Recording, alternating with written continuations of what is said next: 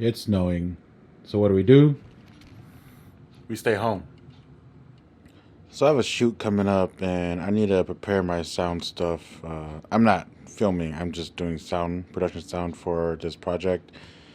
And it looks like it's set up, which this is probably how it looks like at the end, but this has been sitting just, in the corner for a while now. So batteries have been still connected to it. So I need to take it out and drain it out and prepare everything, make sure everything's how I need it and how I want it. So yeah, I'm going to be doing that.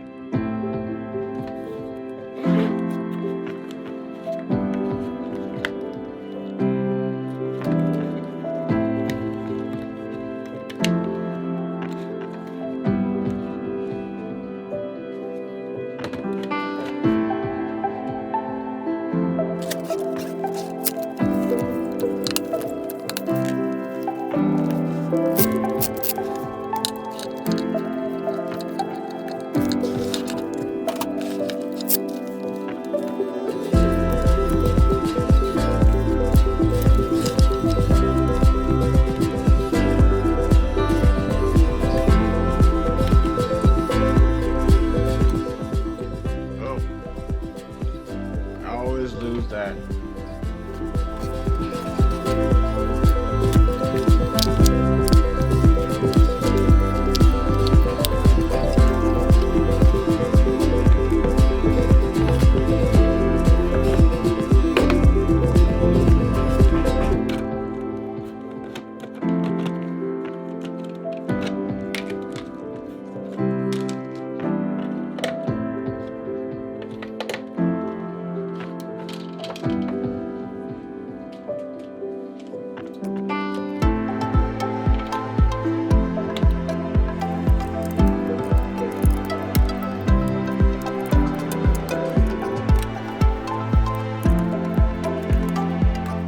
So while the batteries are charging, I'll kind of explain how I set up my recorder.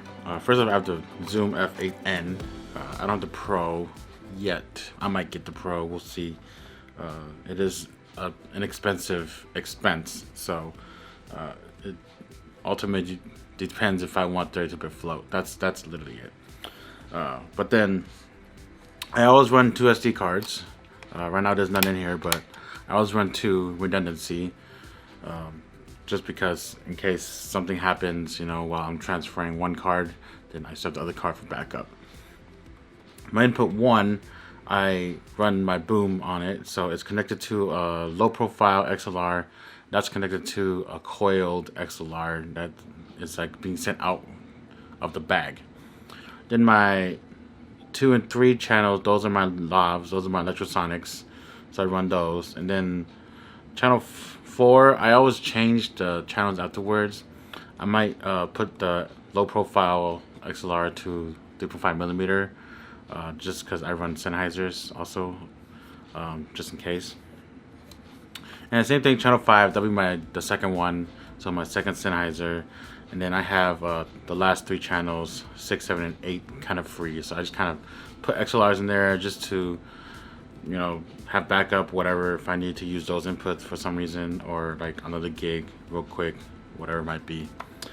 Then I have my sub out. I always have my sub out connected because my Rode Wireless Go, I don't use that actually for production stuff, recording wise. I use that kind of like a camera. Sometimes a camera hub. Actually, I've never used a camera hub yet, but I use it as actually a director's monitor, so they can listen to it, because that's like a Comtech type system, and it works perfectly. I mean, it's not as great as an actual Comtech type system, an IFB, but for the price, it works great. And it's small, so they don't need to worry about putting it somewhere. And then I have 2 lineouts here for if I want to do camera hops. That's about it. My time code, I usually have time code out. I usually use this as a master generator for time code, and I just kind of send that out if I want to use time code. But a lot of production I do, we don't use time code, so it's just kind of sitting there. It's just literally just being wasted at this point. But Eventually, I think I'm doing more time code in the future, so that's why I still have time code units. And if you saw my previous video, or one of my previous videos, I did time code testing, so I still run time code. I like to run time code. So I run power through the Hiroshi, whatever you guys want to pronounce it as, into my DTAP, and that's how I run power. And obviously, you probably saw you saw already that I put double A's in here just as backups in case like my DTAP gets unplugged and somehow, which has happened before. There's been instances where I didn't run double A's and the DTAP would just slip out, right? So, and then it's power off. And luckily for those times, like I wasn't recording, so I was able to figure it out. So that's why you probably saw when I took the battery out, I have a bongo tie over it just so it doesn't fall out. But that's basically it. And the cables I have set up in the bag, I'm not gonna take out because I'm pretty sure I'm just gonna use it exactly the same way again. So it's just gonna stay the way it is. And yeah, that's basically the sound setup. Once the batteries are charged, I'll put everything together. I'll kind of show in detail how things are set up as best I could. And yeah, nothing else. Like, there's nothing else. Like, this video is random. So let's talk about the Lectro units. I don't think I made a video about this shit, but I have Lectro units now, and it's great. It's not the newest ones. It's an older model, so it's the UCR 401s, which is still a wonderful unit. Lectrosonics, they're just great in general. I have two of them. So I have, this is block 19, and this is block 21, or I mean 23. So block 23 has some frequencies that we can't use anymore in America, but I mean, it's kind of okay because, like, when it gets to those frequencies, the higher range, I don't have any units that go kind of that high. So, like, I don't think I have anything that can interfere with it. But then, yeah, I've been loving these so far. I power it. I put double A's in it as well, and I also power it through DC, through a splitter, DTAP splitter into the V-mount battery. And it just stays powered all day basically. So it's a great addition to my kit. I love it. I would like to get like 2 more Lectro units to kind of complete it and like fill the bag up. Yeah, but for the transmitters, I have a UM400As, and those like correspond with those. Obviously, they're the same block number, the same frequencies. And I bought these used from a Facebook group, production sound selling, whatever it is, which one of those groups, and I got a pretty good deal. I got the transmitter and the wireless each for $700, so it was $1,400 for both units, and that was a pretty killer deal because like Lectros are really good price. And when I got it, it came with the bag also, and the dude he included shipping, so I didn't have to pay extra shipping for it. And it's basically brand new. Like, there's nothing wrong with it, so I love it, and I'm so glad I got it because it's upped my quality in audio game a lot. So the other wireless units I have are the Sennheiser G3s and the AVX systems. The Sennheiser G3s, they are different bands, so these are range A and these are range G, so they don't interfere with each other.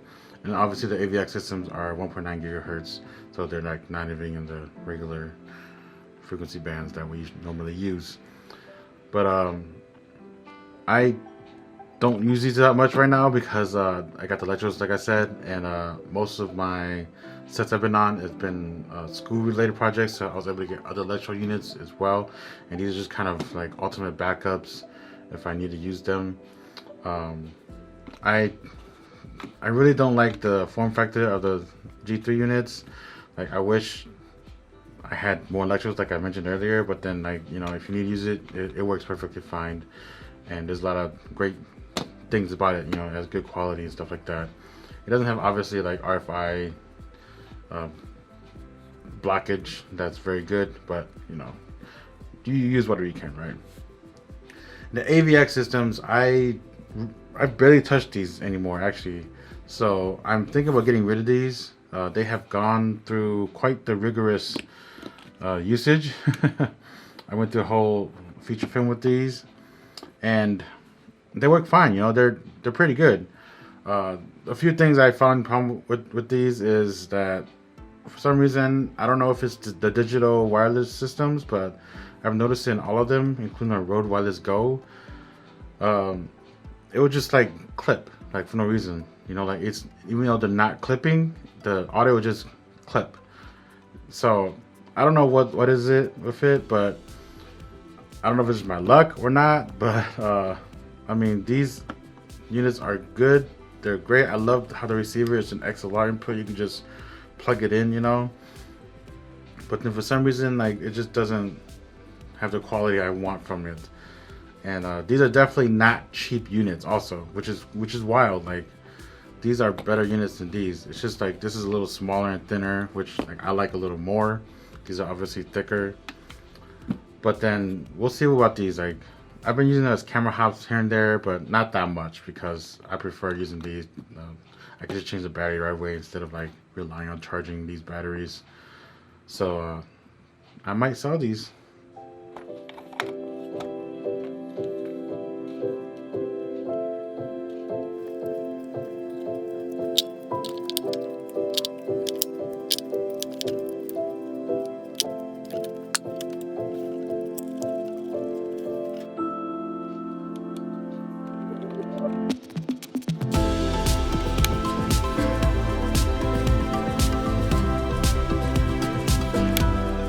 Alright, so let's put the recorder in the bag. Now, I'll try to, this is a little harder to like see on camera. I need to like maneuver my fingers around the bag a little bit so it's gonna block the good camera angles and stuff. But yeah, alright, we got that. I have a little spacer down here that kind of lifts up the bag a little bit so it's not like too far in. And the first thing I like to plug in is my Hirosa cable, my power cable. So I go ahead and do that. So that's in. You can see it there. And then I plug in every other cable basically. So we'll start off with channel 1, which is my gray cable here. And then I believe I have input 2 as red. So we'll go with red, input 2. Then we'll go blue, input 3. And then we have yellow as input 4. So contrary to what I said earlier, I'm not going to actually connect it the way I said it was, because I kind of don't want to spend the time with that, because after this production, I have another production that will require more lavs, and I'm going to be getting more Lectro unit. God! The reason being is because after this production, I have another one that there's going to be more people that actually will need to have lavs on. This one, I think just 2 people are going to be laved, and that's all I need really. So I'm going to prepare for the next production through this one as well, just so I don't need to keep setting things up, because like it gets time consuming, and like I could be doing other stuff like making videos like this or something like that. So we're gonna leave it like this, and I'm gonna connect on the other side, and then start connecting my Lectro receivers and go from there. Alright, so before I come to this side and do my XLRs, which I actually might kind of do on this angle, we'll see, I'm gonna still connect my time code BNC cable here. So I have 2 BNC rather, not SDI. I have 2 BNC connectors on the bottom here. You can't see it right now, but this one where I'm feeling my finger, that's the in, and this is the out. So I want to do this on the out. So I'm just gonna connect that real quick. Lock it in, and we're in. And the BNC cable kind of rests on this rest here, which like I would prefer not to, but I mean, that's why I got a 90-degree one, just so it'll be alright. But it's not the most elegant setup, but I mean, it works. So let's try to turn it a little bit. We'll see. I don't know if we can see this. It's this angle. You can kind of see it, I guess. Let me grab my little weight here. so my flap doesn't block the view that much. It's kind of hard to see, but all these are XLRs, so it's not really like detriment that you guys actually see me insert it. But I have these labeled. So my green is 5. It's not in focus, but that's 5. So we'll go ahead and connect the 5 in, and then 6 is the next other blue one. It can get confusing because I have 2 blues, but that's why I label it, just because I have same colors XLR cables. And I'm gonna leave these open actually, 7 and 8. I'm not gonna insert anything in it yet. Probably the next production I'll do something, but I have a lot of cable running already and I need to manage it quite a bit. So we'll go ahead and connect this one. This is our sub. So it's just 2.5mm. I got a low profile, or right angle rather. And this one, so these are going to be a little difficult, but it doesn't really matter. These are TA3s, yeah, slash mini XLRs, however you want to call it. So those are going to go into the right. Oh, my sub just popped out. That's fine. We'll put that in a little bit after this. And this one, there goes. All right. And let's plug in our sub. Kind of give it some slack. So the sub is kind of interesting. Like, it's not a locking type of connection. So sometimes it will pop out, and then I'll never know, you know. But so like for the most part, it kind of stays in there. Then that's the headphone input / output actually. So we're set on that. So one thing I forgot to mention about the low profile cables and why we actually use it, aside from just being low profile, is notice how the cable is protruding from the right side of the XLR connector instead of the back. This first off keeps it low profile obviously, but it also allows us to adjust the cable to protrude wherever we want. So say if I wanted the cable to come out from like this side where my finger is instead, then I could simply adjust that.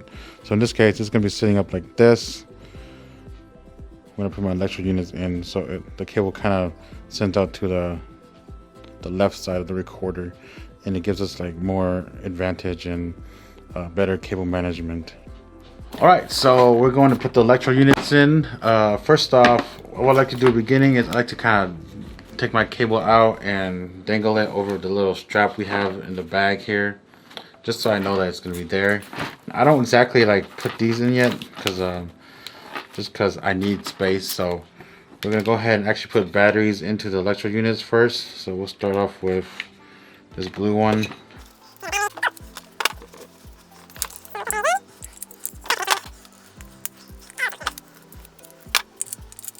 What I'm going to do is actually put in the blue one first, which is going on the far right side of the bag, because that one's kind of trickier to put in, so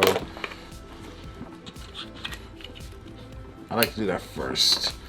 So we'll connect the XLR in, and then we'll just kind of slip it in through the strap here to help hold it, and that's kind of basically it. After I finish put both of these in, I'll put the DC cable for the power, because those can come out pretty easily.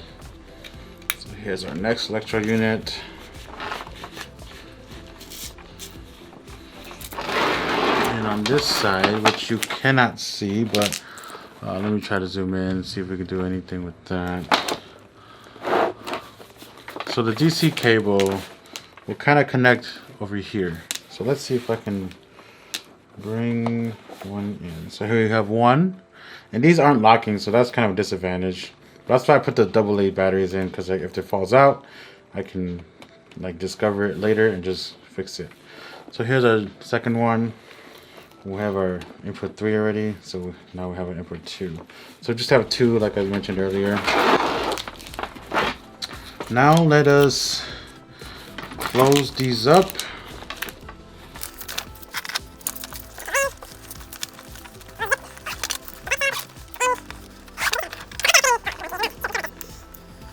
So after I've zipped it up, my batteries aren't charged yet to power this unit. So we're gonna wait for that to charge. Actually they are. So we have one that's charged. You can kind of see the LEDs there. And I'm gonna go ahead and pull out this cable, which this is the splitter cable for the D-tap. It goes out to a splitter portion of it. I threw my bongo tie in here, so I'm gonna grab that. Make sure we're secure. We're pretty good, so we're bongo tied in. I'm just gonna drop it in. Like so. It kind of sits kind of funky, but it's okay. So what I do next is I grab my coiled XLR, I wrap it a few times, and then I just put this in the back pocket there. We'll zip that up. Alright, I have my headphones. I use the Audio-Technica's AT-H, I think, 50s, 50X. They don't say it here. But I use these because I am able to take off the cable connected to the actual headphones itself, and that's pretty nice convenience. So what I actually do for this setup is, so let's go ahead and let's disconnect this.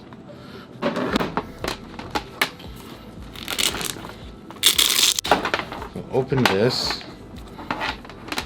So I'm going to be sending this through the front here as best we can. And plugging it in. And I have the rest of the cable actually rest in this front pocket here, because since I operate myself, I don't want it to be just dangling everywhere. So let's go ahead and zip this side up. Let's close this. Zip that up. Let's go in and reach for my cable. I have it go under this handle here just because it's more convenient. We can connect this. And we're basically set. Zip this up and then it fits nicely in here. There we go. I have a finished sound bag for my use. This section here, I usually don't use this that much, so I might actually take this off, but we'll see. This set we're on is very quick and not run and gun, but it's real simple, so I probably do camera hops. I might, just for luxury for editors, but we'll see what happens. But that's basically it for the bag setup. My case setup, it's real simple. It's already organized, and I made a video about that if you want to watch that. It was kind of informative as much as I could. I could have made it a little bit better, but I didn't. I'm sorry. But the batteries are basically charged. I just need to put it away. Then you grab my boom pole, and I think we have 1 or 2 exterior shots that aren't that important. It's more probably just reference sound or ambient sound if they wanted that. So we're basically set.